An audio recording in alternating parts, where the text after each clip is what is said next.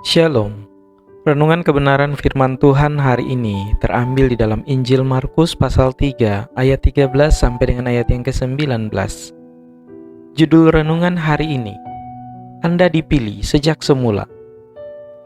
Yesus memilih 12 orang untuk menjadi murid-muridnya. Kata-kata dari ayat 13 dikatakan, kemudian naiklah Yesus ke atas bukit, ia memanggil orang-orang yang dikehendakinya.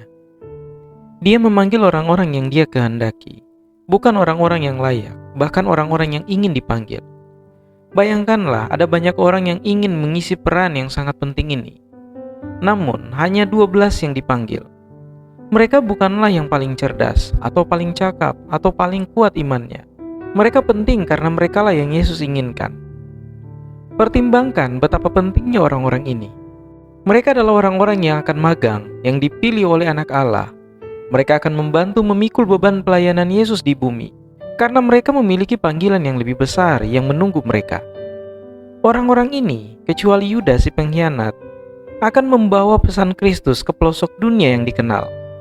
Pesan mereka menyebar ke lidah para misionaris dan pengungsi sampai setiap benua mendengar nama Yesus Kristus. Ini bukan keputusan sembrono. Tuhan tahu siapa yang dia inginkan untuk mengisi peran ini. Faktanya, Dia telah membangun orang-orang ini dari generasi ke generasi leluhur mereka. Mereka diberikan semua yang mereka perlukan untuk melakukan apa yang Allah panggil untuk mereka lakukan.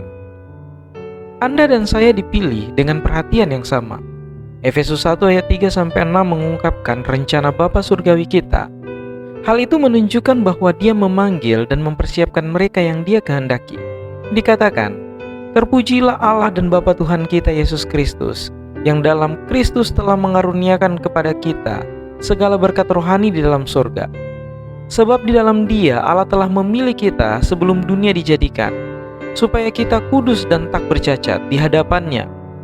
Dalam kasih Ia telah menentukan kita dari semula oleh Yesus Kristus untuk menjadi anak-anak-Nya, sesuai dengan kerelaan kehendak-Nya, supaya terpujilah kasih karunia-Nya yang mulia, yang dikaruniakannya kepada kita di dalam Dia yang dikasihinya.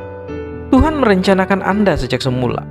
Tuhan memanggil siapa yang Dia kehendaki, jauh sebelum kita dapat merumuskan pemikiran bahwa kita adalah milik-Nya. Betapa indahnya memahami sepenuhnya bahwa kita selalu diinginkan oleh Pencipta alam semesta, dengan semua kehidupan yang pernah atau akan pernah memenuhi dunia ini. Kita dipilih untuk tujuan khusus. Kita diberi tanggung jawab yang indah untuk membawa pesan Injil kemanapun kita pergi.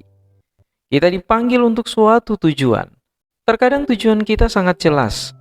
Di waktu lain, panggilan itu sangat samar dan mudah kita abaikan.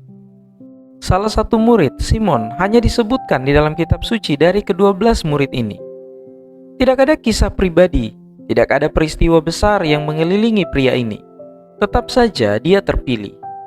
Meskipun kitab suci tidak mengatakannya, tradisi gereja menyatakan bahwa Simon menjadi misionaris ke Mesir setelah kebangkitan Kristus. Dia kemudian mati syahid di Persia. Hidupnya tidak cukup menarik untuk disebutkan dalam Injil atau surat gereja mula-mula. Tetap saja dia dipanggil.